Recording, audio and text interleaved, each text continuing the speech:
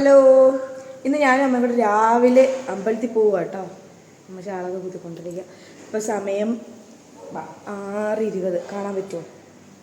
6:20 പിന്നെ ഞങ്ങൾ മുഖത്തിൽ അമ്പലത്തിൽ പോവാം കേട്ടോ. രാവിലെ 5:45 എഴുന്നേറ്റ് 1 മണി കഴിഞ്ഞ് ഉറങ്ങിയപ്പോൾ എനിക്ക് ഉറക്കം വരുന്നുണ്ട്. ഇറങ്ങാമ്മ.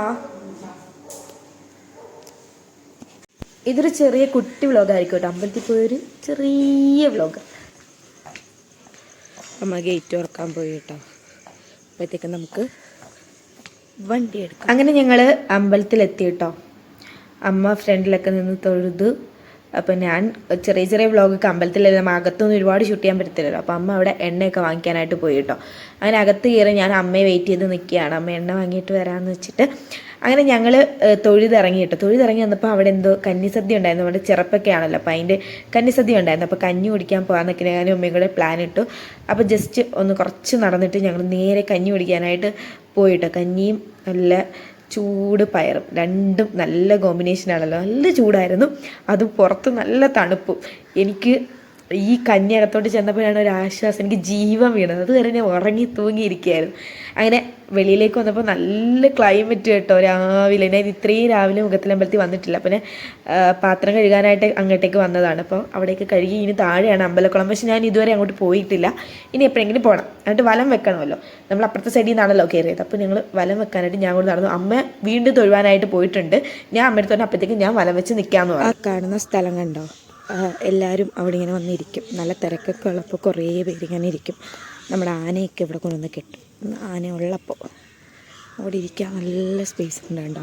ഉത്സവമൊക്കെ ആകുമ്പോൾ ഭയങ്കര വൈബ് സ്ഥലമാണ് ഇവിടെ വരാത്തവരുണ്ടെങ്കിൽ എന്തായാലും ഒന്ന് വന്ന് നോക്കട്ടോ. നല്ല വൈബാണ് ഇവിടെ.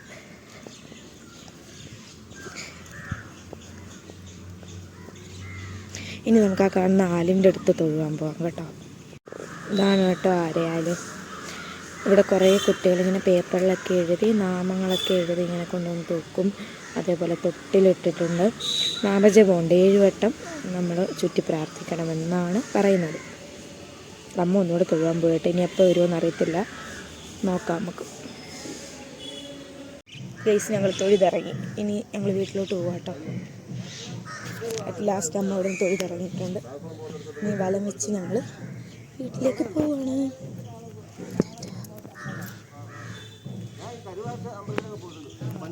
അമ്മയ്ക്ക് സത്യം പറഞ്ഞാൽ അവിടെ നിന്ന് വരണമെന്നേ ഇല്ല കേട്ടോ. കുറേ ടൈം കൂടെ അവിടെ നിൽക്കണമെന്നുണ്ടായിരുന്നു. അപ്പോഴാണ് ഞങ്ങൾ ഇറങ്ങാൻ നിന്നപ്പോൾ മറ്റേ ശീവേലി വന്നു. അപ്പോൾ പിന്നെ ഞാൻ പറഞ്ഞു പിന്നെ അത് കഴിഞ്ഞിട്ട് പോകാമെന്ന് പറഞ്ഞപ്പോൾ അമ്മ അതിൻ്റെ കൂടെ പോയി കേട്ടോ.